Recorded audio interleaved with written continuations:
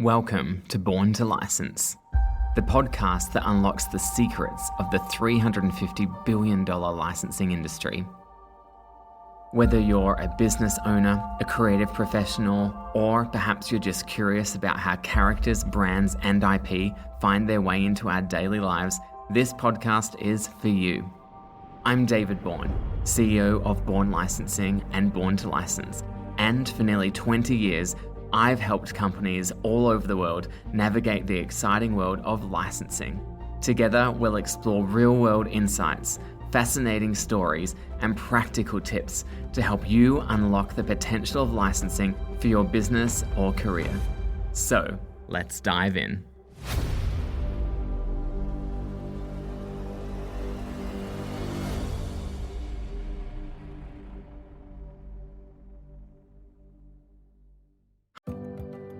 Hi, I'm David Bourne and welcome back to Born to License. This season, I'm sharing stories and insights from my nearly 2 decades in licensing, pulling back the curtain on how deals are made, brands are built, and products come to life. So far, we've explored what licensing is, how partnerships are formed, and what makes a deal successful. But signing the contract is just the beginning. Once the paperwork is done, the real work starts, turning an idea into an actual product, and that's where the product development journey begins. Product development is where it all comes to life. It's also one of the most resource-intensive and time-consuming parts of licensing, and one where everything can go wrong if it isn't done properly. When I moved to London to work at Cartoon Network, I was no longer just managing licensing deals, I was working with clients and licensing agents across the UK, Europe, Africa, and the Middle East. While I didn't oversee the product development process, I was closely aligned with it to ensure that my licensees' products moved through the approval stages as smoothly as possible. I saw firsthand how every detail mattered. Colors, packaging, even the font on the box, because when you're working with animated characters with devoted fan bases, the stakes are high. One bad product can damage a brand's reputation. So in this episode, I'll take you back in time when a friend of mine dropped by the Cartoon Network London office before their birthday dinner.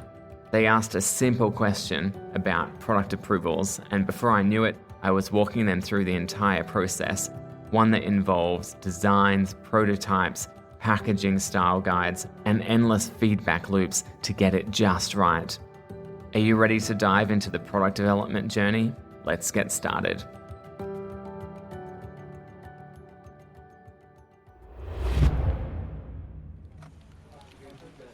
It's late afternoon at the Cartoon Network offices in London, and I'm wrapping up emails when I get a text from a friend. Hey, I'm heading to a birthday dinner nearby. Want to grab a quick coffee before? A few minutes later they arrive, and as we catch up, their eyes wander around my office. Shelves stacked with Ben 10 action figures, Powerpuff Girls apparel, Adventure Time plush toys, backpacks, and notebooks, even a few licensed cereals and snacks featuring Cartoon Network characters. They pick up a Ben 10 branded cereal box, flipping it over in their hands. So, how does all this work? They ask. Like, do you just sell the rights to use the characters and that's it? I smile, if only it was that simple. Not quite, I say. Signing a deal is just the start. The real work begins with product development. It's one of the most important and sometimes the most frustrating parts of licensing. At Cartoon Network, I wasn't directly responsible for managing product approvals, but I was fully across the process. We had a dedicated product development team that was responsible for ensuring that everything from packaging to final production met brand standards. That meant reviewing production samples, giving feedback, making sure every product reflected the DNA of the brand. Let me walk you through it, I say, gesturing towards the cereal box. Everything starts with concept approvals. When a company wants to license a brand, they don't just get free rein to design whatever they want. They have to submit mock-ups, product sketches, and packaging ideas that show exactly how they plan to use the characters. At this stage, the licensor, Cartoon Network in this case, reviews everything carefully. Does the design fit with the brand's guidelines? Does the packaging feel on brand? Is it positioned correctly for the target audience? I glance at my friend who's still inspecting the cereal box. Imagine if a company wants to make an Adventure Time toy, but they designed Finn and Jake completely off-model and gave them colors that didn't match the show, I explain. That's exactly what we're trying to prevent. If something is off, we send it back for revisions, whether it's adjusting character placement, logos, packaging colors. And trust me, this isn't a one-and-done process. Revisions happen all the time. Once the concept and designs are approved, the product moves into pre-production, which is where things actually get made for the first time. And this is where a lot can go wrong. Sometimes colors that looked perfect on the computer screen come out completely different when printed. A t-shirt design might be misaligned, or the materials used in a toy might not meet safety standards. Even small details matter, like the exact shade of Ben 10's watch. Let's say a licensee sends over a Ben 10 action figure, but the green on his Omnitrix is slightly off. It might seem minor, but trust me, someone at Cartoon Network is going to catch it. And until it's fixed, that product can't move forward. Once the physical product meets quality standards, it's time for final approvals, which means reviewing the production samples and checking all the marketing and packaging details. This stage can be just as meticulous as the earlier ones. I've seen products get sent back over the smallest things, the font on the box being slightly off, a character pose not matching guidelines, even minor placement issues on the package. At the time, it can feel frustrating for licensees, but there's a reason to it. At the end of the day, the goal isn't just to get the product on shelves. It's to make sure the brand is protected and the product is as strong as possible.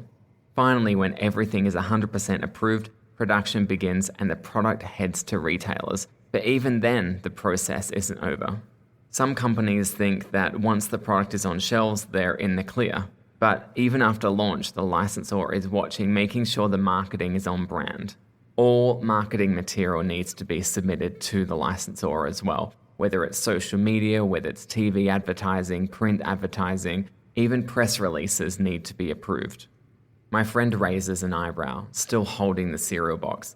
So you're telling me by the time this thing got into store, it had to go through what, dozens of approvals? I laugh. More than you think. Because when it comes to licensing, getting a deal signed is really just the beginning. The real work happens afterwards, when an idea has to be brought to life the right way. And that's what makes product development one of the most challenging but most rewarding parts of the entire industry.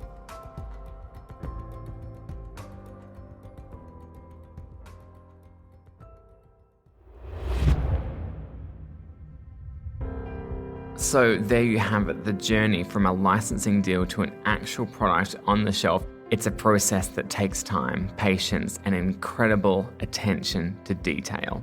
A lot of people think licensing is just about signing contracts and collecting royalties, but in reality, it's about protecting the brand, ensuring quality, and delivering a product that truly connects with consumers. And that's why licensors don't just approve products, they help shape them.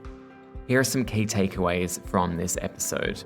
Number 1, a licensing deal is just the beginning. Signing a contract is just step 1. The real work happens in product development, where ideas are turned into something tangible. Number 2, every detail matters, whether it's character colors, packaging design, or messaging. Even the smallest details can make or break a product's approval. Number 3, revisions are part of the process. Most products don't get approved on the first try. The best licensing teams know that collaboration and refinement are key to getting it right. And finally, number 4, brand integrity comes first.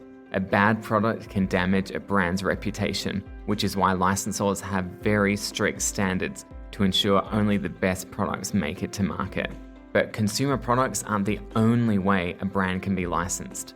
Some of the most innovative and unexpected deals don't involve product at all.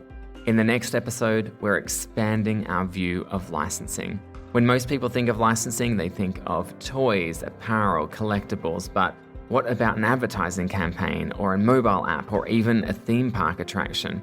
During my time at Cartoon Network, I saw firsthand how intellectual property could be licensed in ways far beyond retail shelves, from characters appearing at live events to the Powerpuff Girls starring in an ad campaign for a major car company. I learned that licensing is about so much more than just products. It's about storytelling, strategy, and extending a brand's reach in creative ways. Next time, we'll explore the unexpected world of non-traditional licensing, how these deals come together, and why they're often just as powerful, if not more, than physical products. And as always, if you have any questions about licensing, send them my way. Our email is hello@borntolicense.com. We'll be answering listener questions in the final episode of this season. So if there's something you've always wanted to ask about the industry, now is the time. Thanks for joining me on Born to License. Until next time, keep an eye out. You never know where licensing might turn up next.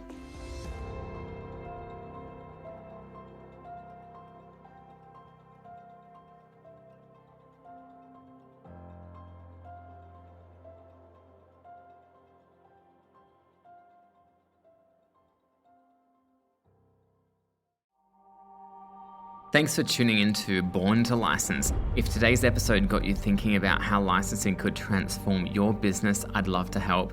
At Born to License, we specialize in guiding companies into the licensing space, helping you streamline the process, surprise and delight your customers, and attract new ones. Visit borntolicense.com to learn more, get in touch, and unlock new opportunities for your business. And if you enjoyed this episode, don't forget to subscribe, leave a review, and share it with somebody who might find it useful. Until next time, I'm David Bourne, reminding you to look closer because licensing is all around us. I'll see you soon.